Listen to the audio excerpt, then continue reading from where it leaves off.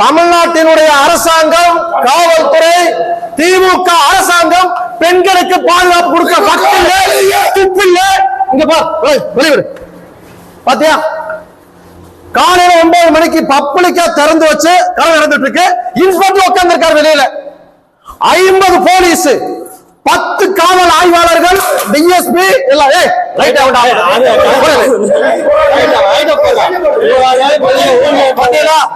இதுதான் தமிழக அரசாங்கம் இன்றைக்கு மக்களுக்கு பாதுகாப்பு கொடுக்கக்கூடிய லட்சணம். கேவலமான இந்த அரசாங்கத்திற்கான சாட்சி இந்த பார். கனகராஜ், மாவட்ட தலைவர், பாரதிய ஜனதா கட்சி. இன்றைக்கு காலை 11 மணி அளவில்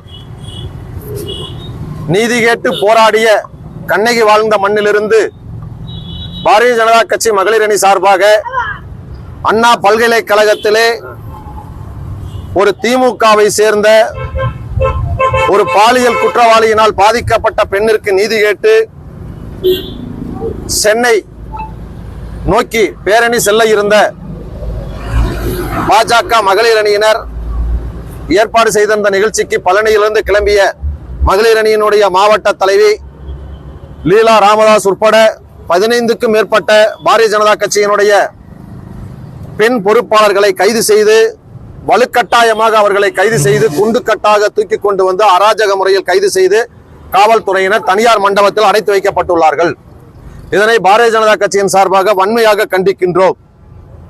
அதாவது பாதிக்கப்பட்ட பெண்ணிற்கு நீதி கேட்டு கூட போராட முடியாத சூழ்நிலை இன்றைக்கு இந்த திமுக அரசாங்கத்தினாலும் முதலமைச்சர் ஸ்டாலினாலும் ஏற்படுத்தப்பட்டுக் கொண்டிருக்கின்றது. கேட்டா எங்களுடைய சட்டம் ஒழுங்கு நேரடி கண்ட்ரோல், முதலமைச்சருடைய நேரடி கண்ட்ரோல்ல இருக்குது, அதனால நாங்க அது ஒண்ணும் பண்ண மாட்டேன்னு சொல்லிட்டாங்க. இங்க கொஞ்சம் எல்லாம் விளங்க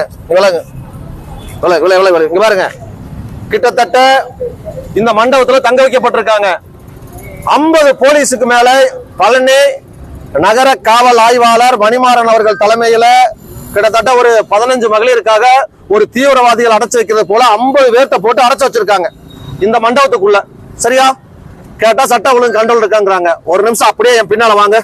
இது மண்டபம், இது காம்பவுண்ட். அப்படி இங்க வாங்க, எல்லாம் வாங்க வாங்க, எல்லாம் வாங்க வாங்க.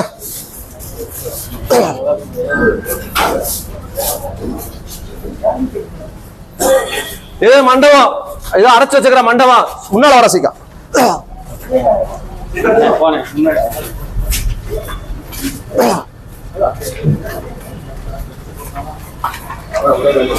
திருப்பப்பா, இங்கிட்டு அங்க இடத்த எடுத்து. இது அடைச்சு வச்சக்கூடிய மண்டபம்.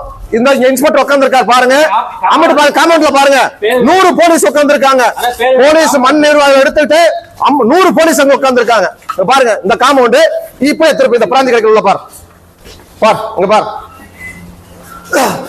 கிட்டத்தட்ட காலையில மணி என்ன 9 மணிக்கு நடக்குதா வழக்கம் போல 24 மணி நேரம் பார் செயல்படும். பாரு மணி என்ன, லைவ்ல போற மணி என்ன. தமிழ்நாட்டினுடைய அரசாங்கம், காவல்துறை, திமுக அரசாங்கம் பெண்களுக்கு பாதுகாப்பு கொடுக்க வக்கில்ல, துப்பில்ல. இங்க வெளிவிடு பாத்தியா, காலையில 9 மணிக்கு பப்ளிக்கா திறந்து வச்சு கலவை நடந்துட்டு இருக்கு. இன்ஸ்பெக்டர் உட்கார்ந்து இருக்காரு வெளியில. 50 போலீஸ், 10 காவல் ஆய்வாளர்கள், டிஎஸ்பி எல்லாம்.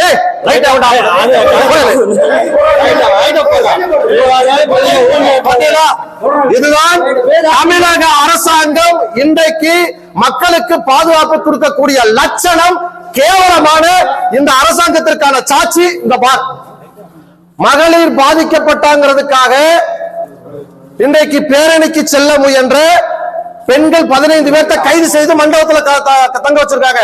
அதே மண்டபத்துல, அதே காம்ப்ளெக்ஸுக்குள்ள இருக்கக்கூடிய கடையில இப்ப 50-100 போலீஸ் வெளியில பாதுகாப்பு இருக்கக்கூடிய இடத்துல பிராந்தி கடை 24 மணி நேரம் செயல்பட்டு இருக்குது. இதுதாங்க இன்னைக்கு இந்த தமிழ்நாட்டினுடைய உண்மையான லட்சணம், இந்த சட்ட ஒழுங்க காக்கக்கூடிய லட்சணம். 100 போலீஸ் உட்கார்ந்து இருக்கக்கூடிய காம்பவுண்டுக்குள்ள 24 மணி நேரமே இன்னைக்கு சாராய வித்துட்டு இருக்காங்க. ஆனால் ஒரு பாதிக்கப்பட்ட பெண்ணுக்கு நீதி கேட்டு போனவங்களை கைது செய்து உள்ள வச்சிருக்காங்க. தயவு செய்து மக்கள், தமிழ்நாட்டுடைய மக்கள் இதை புரிஞ்சுக்கணும். நன்றி. சார்